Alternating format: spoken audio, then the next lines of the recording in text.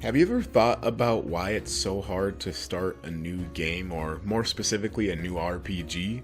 I've pondered this a lot recently, and I think many RPGs suffer from a slow start for multiple reasons. It could be long and potentially boring exposition dumps. Oftentimes, there's a lot of hand-holding that prevents you from getting into the action or the main story, and maybe there's a 15-hour tutorial, and I'm just gonna single the game out. We all know I'm talking about Final Fantasy XIII with that example. All of these issues lead to many games failing to hook the player and capture the attention.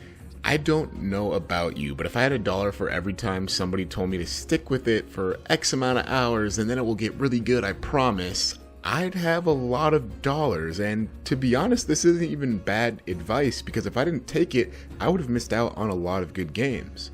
However, the legendary games hook you right from the beginning. In my last video, I talked about one of the best endings in all of gaming, Kingdom Hearts 2. And today we're going to be talking about Nier Automata. And while I could talk a lot about what makes Automata's ending one of the GOATs, I really want to discuss what makes its opening sequence so enthralling, because very few games are able to suck you in like this.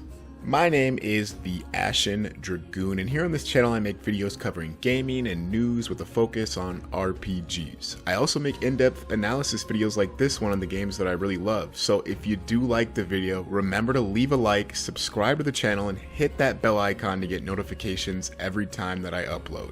Links to all of my socials are in the description below. The first thing we get in Nier Automata is the voice of our main protagonist, Yorha Android Unit 2B. Everything that lives is designed to end. We are perpetually trapped in a never-ending cycle of life and death. Is this a curse or some kind of punishment?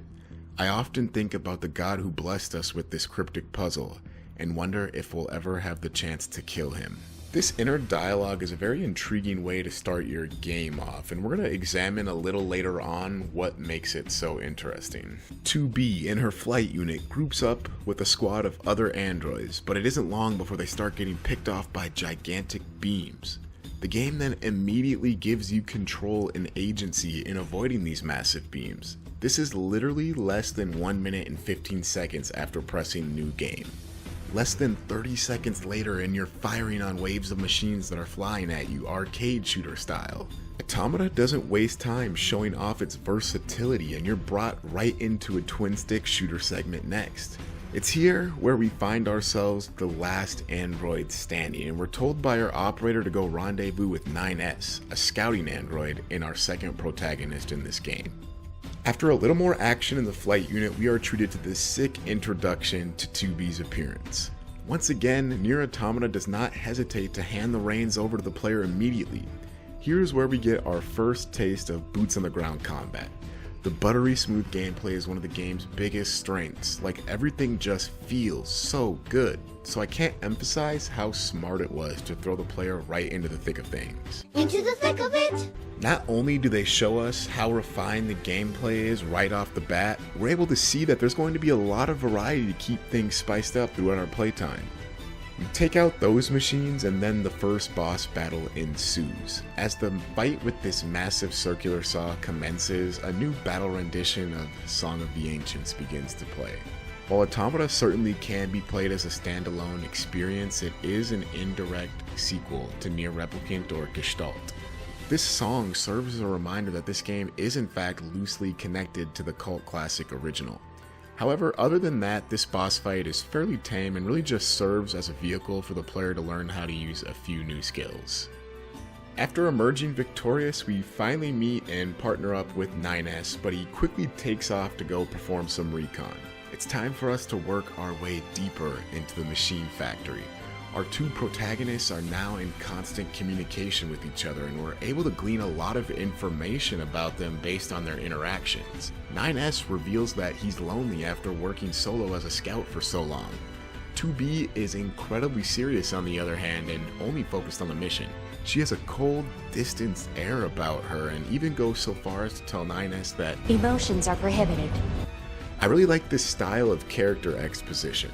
We're shown our characters' personalities, not told, and we really get a good sense for what our protagonists are like immediately. I think now is a good time to talk about the music as well. I mentioned earlier how Song of the Ancients plays during the first battle, but the real star of this intro is the song titled Alien Manifestation, which you can hear in the background now.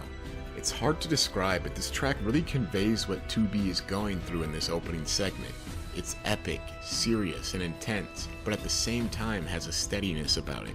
This steadiness represents the fact that our machine foes seem endless, and that no matter how many we cut down, more will come. And the icing on the cake is that as we get closer and closer to the climax of this intro, the vocal version of this song is slowly introduced. Take a listen to the difference between the two versions and hear how well that they work together.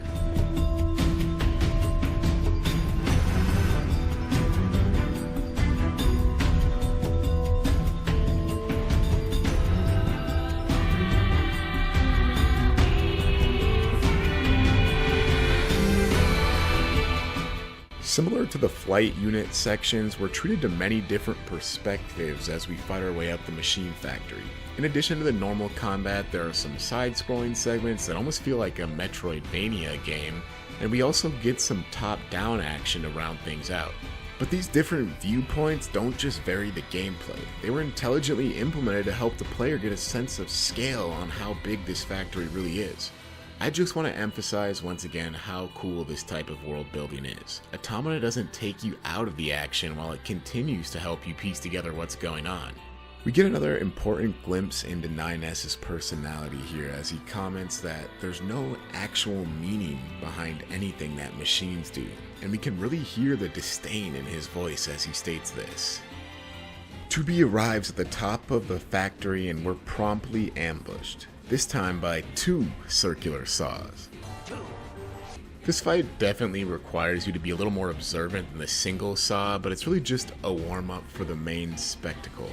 A Goliath-class machine is yanked off the factory's assembly line and it's time to do battle with it. Due to the sheer difference in size, most of this battle is about avoiding and evading while slowly adding in chip damage with your ranged attacks. It isn't too long before 9S finally meets back up with us and joins the fray, and this is the first time we're able to truly fight together.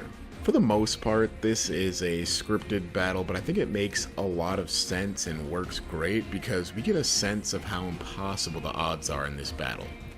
We break to a cutscene and we get our first glimpse at one of 9S's unique abilities. He's able to hack into the machine's rockets and completely reverse them. However, it's not enough and he becomes incapacitated defending 2B from an attack. He's in terrible shape when we finally reach him, and this is where we get to find out a little more about 2B. While she did say earlier that emotions are prohibited, she's in an extreme panic over 9S's state. She's worried, she's sad, and she's angry. This contradicts everything we've learned about 2B up till this point. The player isn't left too much time to contemplate this though, and we hop in 9S's flight unit, and we've got work to do still.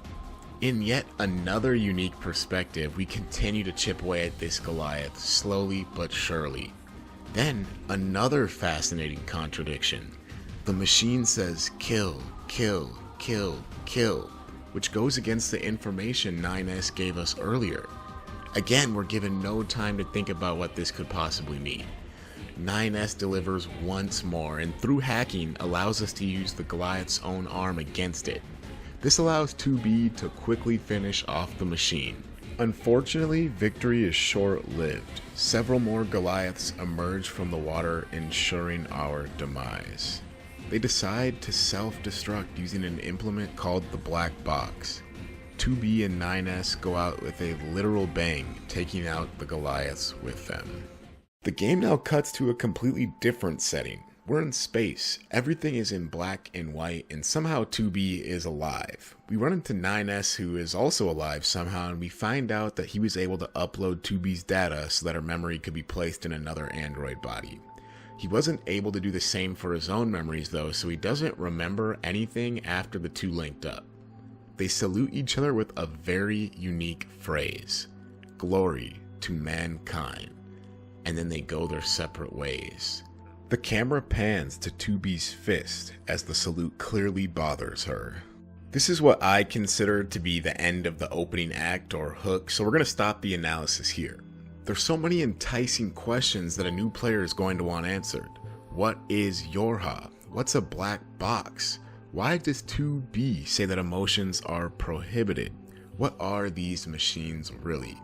I think my biggest question on the first playthrough was why 2B wanted to kill God, and did that have anything to do with her apparent anger towards mankind? Introducing all of these questions and so many other compelling questions in a little over a half hour seems impossible, but Nier Automata is able to do it.